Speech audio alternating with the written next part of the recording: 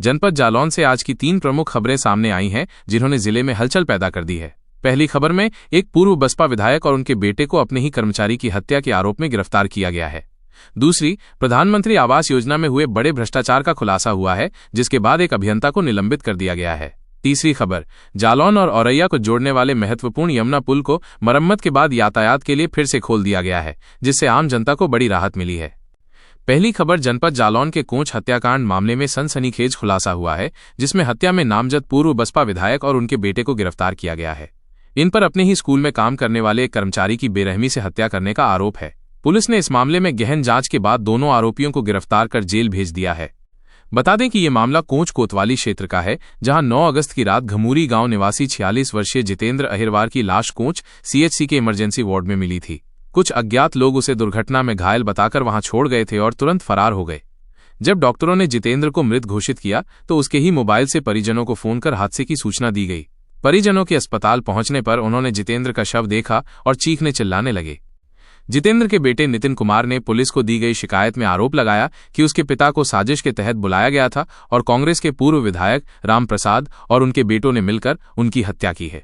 इसके बाद पुलिस ने 5 नामजद लोगों पर हत्या सहित संगीन धाराओं में एफआईआर दर्ज कर जांच शुरू की। पोस्टमार्टम रिपोर्ट में जितेंद्र के शरीर पर 5 गहरी चोटों के निशान मिले, जिसमें सिर पर वजनदार हथियार से वार करने की बात सामने आई। अपर पुलिस अधीक्षक प्रदीप कुमार वर्मा ने गुरुवार को इस हत्याकांड का खुलासा करते हुए बताया कि बसपा के पूर्व विधायक अजय कुमार उर्फ पंकज और उनके बेटे अमन कुमार उर्फ मिक्की को गिरफ्तार किया गया है। पूछताछ में अमन ने बताया कि जितेंद्र उनके घमूरी स्थित विद्या देवी उच्चतर बालिका विद्यालय में मैनेजमेंट का काम देखता था।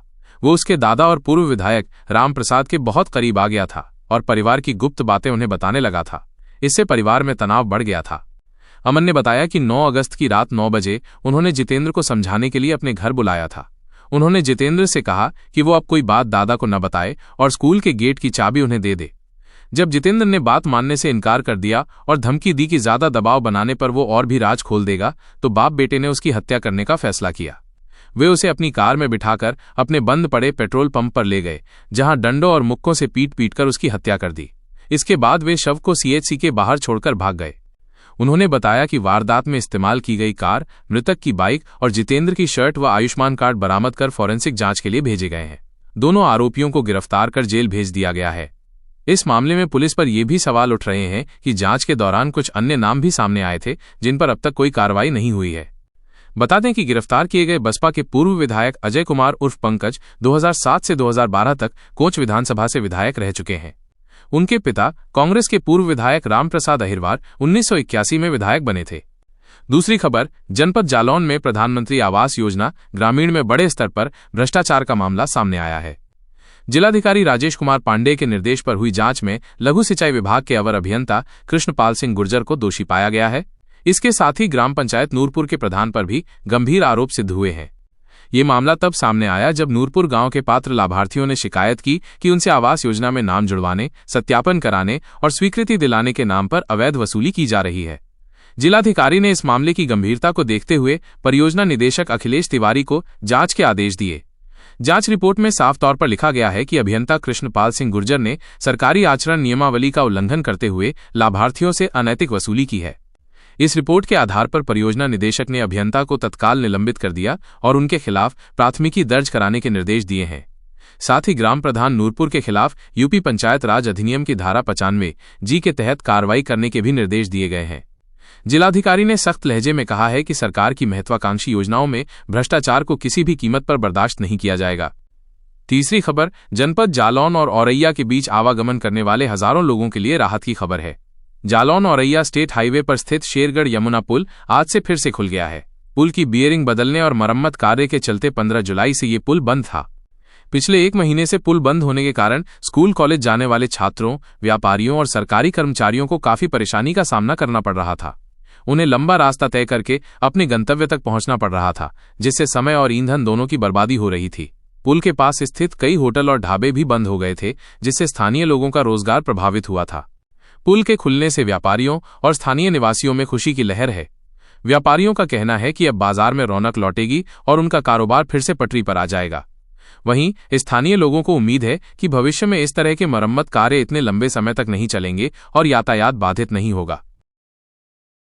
अवगत कराना है कि दिनांक 10 अगस्त को नितिन कुमार निवासी घमुड़ी थाना कोंच ने कोतवाली कोंच में एक तहरीरी सूचना दी थी कि कल दिनांक 9 अगस्त को 5 लोगों ने षड्यंत्र के तहत उनके पिता जितेंद्र कुमार को एकांत में बुलाकर मारपीट कर उनकी हत्या कर दी है।